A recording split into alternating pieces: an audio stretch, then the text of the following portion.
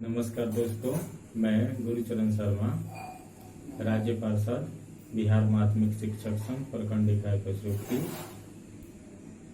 आप सभी प्रधानाध्यापक के आवेदकों का अपने YouTube चैनल गुरुजी इंग्लिश क्लासेज में हार्दिक अभिनंदन करता हूं और आप सभी के लिए मैं ईश्वर से प्रार्थना करता हूं कि आप में से अधिकतर लोग प्रधानाध्यापक के पद पे जो सीधी नियुक्ति परीक्षा होने वाली है उसमें उत्तीर्ण होकर और प्रधानाध्यापक के पद पर सुशोभित हों।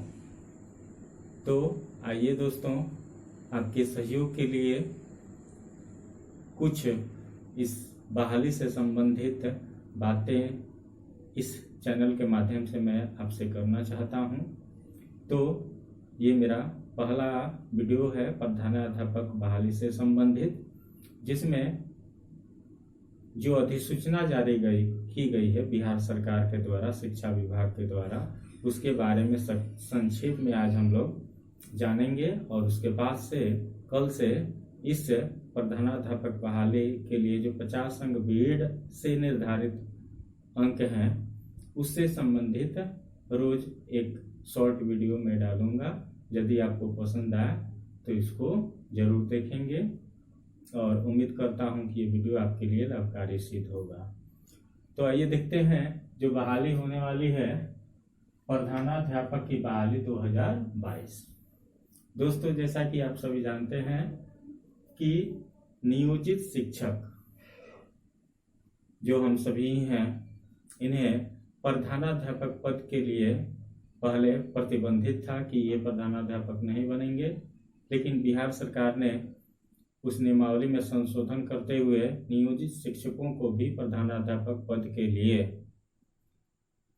नियमावली बनाया है।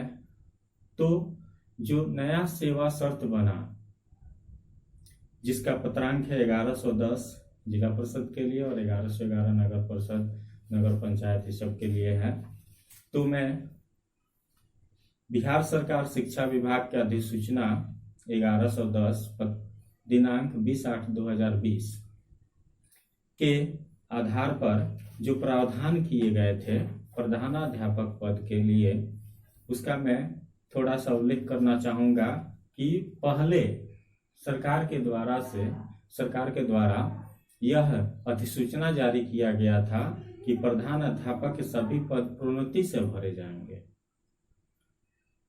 लेकिन बाद में बिहार सरकार के द्वारा अपने शक्तियों का प्रयोग करते हुए अनुच्छेद 309 ये याद रखेंगे आप, अनुच्छेद 309 बिहार सरकार के द्वारा इस अनुच्छेद में निहित शक्तियों का प्रयोग करते हुए जो 2020 का सेवा शर्त नियमावली बनाया गया है, उसमें अपने इस अनुच्छेद की शक्ति का प्रयोग करते हुए ये नया प्रधानाध्यापक के लिए अधिसूचना जारी किया गया, जिसका पत्रांक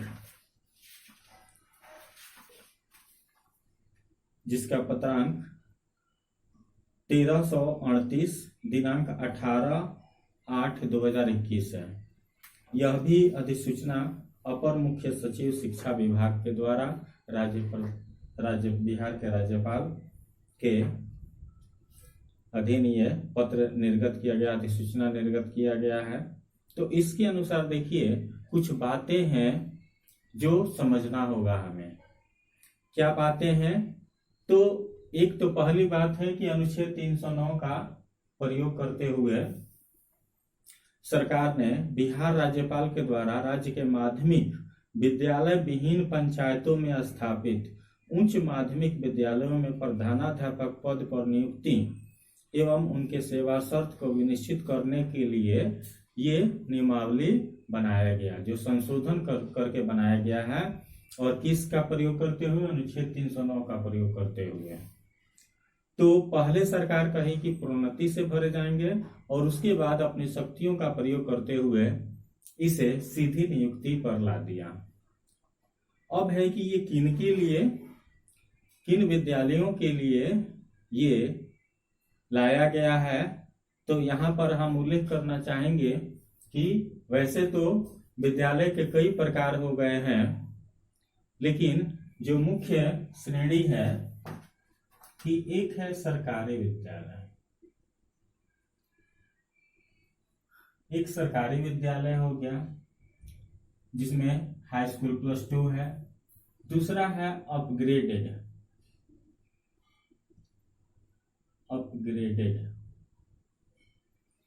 जो मध्य विद्यालय थे उनको हाई स्कूल में अपग्रेड किया गया और +2 में अपग्रेड किया गया है।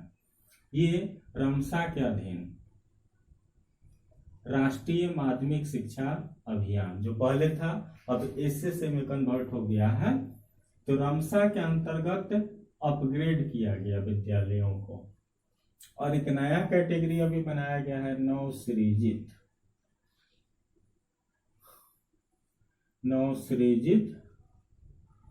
माध्यमिक एवं उच्च माध्यमिक ये विद्यालय। 3 कैटेगरी को आपको समझना होगा। एक अपग्रेड, ये सरकारी जो है विद्यालय, तो इसमें जो रमसा के अंतर्गत अपग्रेड किए गए हैं, और जो नवसृजित माध्यमिक विद्यालय है और उच्च माध्यमिक विद्यालय है जो बिहार सरकार के द्वारा मध्य विद्यालयों को प्रत्येक ग्राम पंचायत में चिन्हित करके एक उच्च विद्यालय और उच्च माध्यमिक विद्यालय बनाए गए हैं।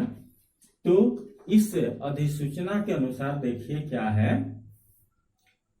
कि राज्य में माध्यमिक शिक्षा के सार्वजनिकरण हेतु विभागीय संकल्प 1021 दिनांक 5/7/2013 के द्वारा माध्यमिक विद्यालय विहीन सभी पंचायतों को एक उच्च माध्यमिक विद्यालय से आच्छादित करने का निर्णय लिया गया। उक्त संकल्प के आलोक में माध्यमिक विद्यालय विहीन सभी पंचायतों में उच्च माध्यमिक विद्यालय स्थापित किए गए हैं। साथ ही जो ये है, साथ ही राष्ट्रीय माध्यमिक शिक्षा अभियान जो हमने बताया रमसा, तो इसके अंतर्गत स्थापित उत्क्रमित माध्यमिक विद्यालयों को जो हमने कहा अपग्रेड, तो उसी का हिंदी होता है उत्क्रमित माध्यमिक विद्यालयों को उपर्युक्त संकल्प के आलोक में उच्च माध्यमिक विद्यालय में उत्क्रमित किया गया। पहले उसको माध्यमिक में अपग्रेड किया गया था मध्य विद्यालय को, उसके बाद उच्च माध्यमिक में अपग्रेड किया गया है। तो इन विद्यालयों में, इन 2 विद्यालयों में प्रधानाध्यापक बिल्कुल शून्य है। इसमें प्रधानाध्यापक पहले से होते थे, है ना, लेकिन अब चूंकि जो नियमित शिक्षक थे हमारे विद्यालयों में वो अवकाश प्राप्त कर चुके हैं, एकाध कहीं कहीं बचे हुए हैं। तो अब पूर्णतः जिम्मेदारी नियोजित शिक्षकों पर आ पड़ी है। तो इसलिए इस बात को सरकार भी महसूस करती है। तो ये संशोधित नियमावली लाई है और अभी जो ये अधिसूचना है इसके अनुसार जो प्रधानाध्यापक की बहाली होनी है, जो अपग्रेडेड विद्यालय है और नवसृजित है, इसमें उच्च माध्यमिक के संचालन हेतु, सफल संचालन हेतु प्रधानाध्यापक की बहाली होनी है। तो इस अधिसूचना का ये सीधा अर्थ यही है, जो अभी बहाली होने वाली है उनसे जो प्रधानाध्यापक चुनकर आएंगे वो कैसे विद्यालय में जाएंगे, अपग्रेडेड और नवसृजित में जाएंगे। इस अधिसूचना के अनुसार ये मैं बता रहा हूं, इसमें मेरा कोई अपना व्यक्तिगत विचार नहीं है।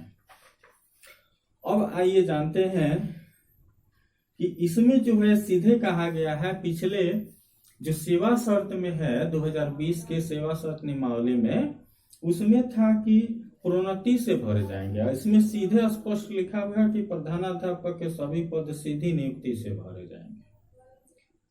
अब उसके बाद क्या है और इसके बारे में जानते हैं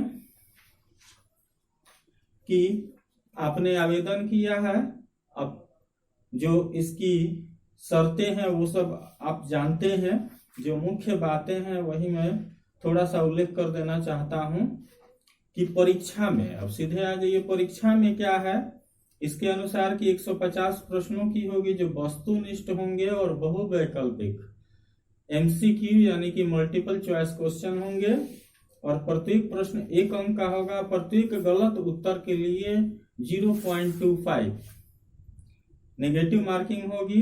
परीक्षा की अवधि 2 घंटा होगी। 12 से 2 पेपर के अनुसार परीक्षा होना है 31 मई को। तो उस दिन 12 से 2 के बीच आपकी परीक्षा होगी। 150 प्रश्न रहेंगे, 2 घंटा मिलेंगे, नेगेटिव मार्किंग होगा 0.25 का।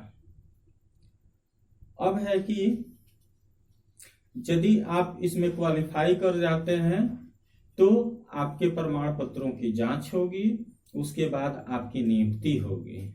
इसमें नियोजन नहीं है, सीधे नियुक्ति लिख रहा है।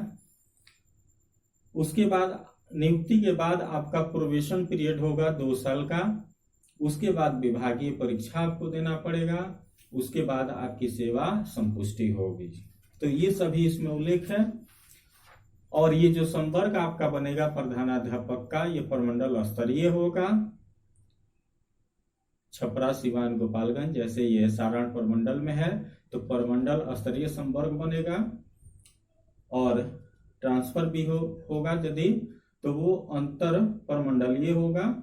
ये सभी बातें हैं, और भी बहुत सारी बातें हैं, लेकिन मैं सीधे चलता हूं कि एक और महत्वपूर्ण बात इसमें दिया हुआ है इसके अंतिम खंड में कि राज्यकीकृत उच्च माध्यमिक विद्यालय एवं प्रोजेक्ट कन्या माध्यमिक उच्च विद्यालयों में प्रधानाध्यापक के वैसे पद जो प्रोन्नति एवं सीधी भर्ती से भरे जाने के लिए चिन्हित थे, पर पूर्व से प्रवृत्त नियमावली के प्रावधान के अनुरूप प्रोन्नति दी जाएगी। अंतिम पॉइंट में इस नियमावली में ये सीधे स्पष्ट है कि इसके अनुसार लग रहा है कि जो गवर्नमेंट हाई स्कूल है उसमें अभी भी ये रास्ता है कि प्रोन्नति से भरे जाएंगे पद प्रधानाध्यापक का। अब इसमें है कि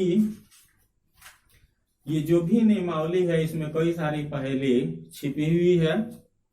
तो जैसे ये नियमावली निकला तो बिहार माध्यमिक शिक्षक संघ के अध्यक्ष माननीय केदार पांडे जी के द्वारा आपत्ति दर्ज कराई गई शिक्षा मंत्री के पास, जिसका पत्रांक है 656, दिनांक 20/8/2021।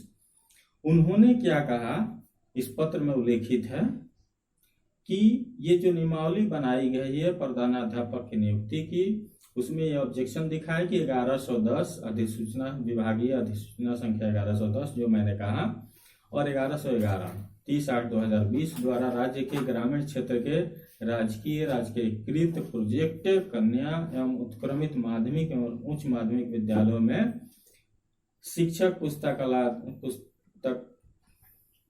अध्यक्ष एवं प्रधानाध्यापक की नियुक्ति प्रोन्नति नियमावली अधिसूचित की गई है, जिसके अंतर्गत प्रधानाध्यापक के पदों को 100% जो मैंने बताया 1110 के अनुसार कि 100% प्रोन्नति से भरे जाने का सेवा शर्त नियमावली 2020 में उल्लेखित है। लेकिन सरकार ने अपनी शक्तियों का प्रयोग करते हुए अनुच्छेद 309 के अनुसार इसमें संशोधन कर दिया है और सीधी नियुक्ति का ये प्रावधान कर दिया गया है।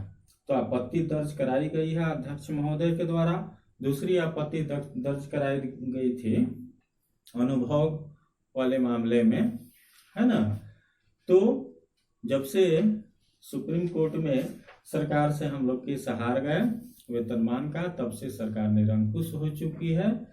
लेकिन संगठन में विश्वास रखिए और एकता बनाए रखिए, अनुशासन बनाए रखिए, और एक हार से कोई व्यक्ति हार नहीं जाता है। सरकार के हर एक गलत नीतियों का, भ्रामक नीतियों का संगठन के द्वारा विरोध होना चाहिए।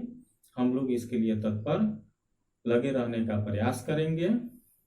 और ये जो कुछ बातें बताई गई इस बहाली से संबंधित, वो ये अधिसूचना जो दो आपको दिखाए उसके अनुरूप था। इसमें मेरा कोई व्यक्तिगत विचार नहीं है। और कल से एक एक वीडियो मैं परीक्षा के पहले तक रोज डालूंगा, जिसमें बीएड पाठ्यक्रम पर आधारित जो कुछ महत्वपूर्ण तथ्य हैं उस पर हम लोग विचार करेंगे। रोज एक एक वीडियो डालूंगा। उम्मीद है कि आप ये वीडियो देखेंगे, आपके लिए लाभकारी सिद्ध होंगे। और यदि आपको ये वीडियो अच्छा लगे तो आप मेरे इस चैनल को सब्सक्राइब करेंगे और अपने शिक्षक साथियों के पास शेयर करेंगे।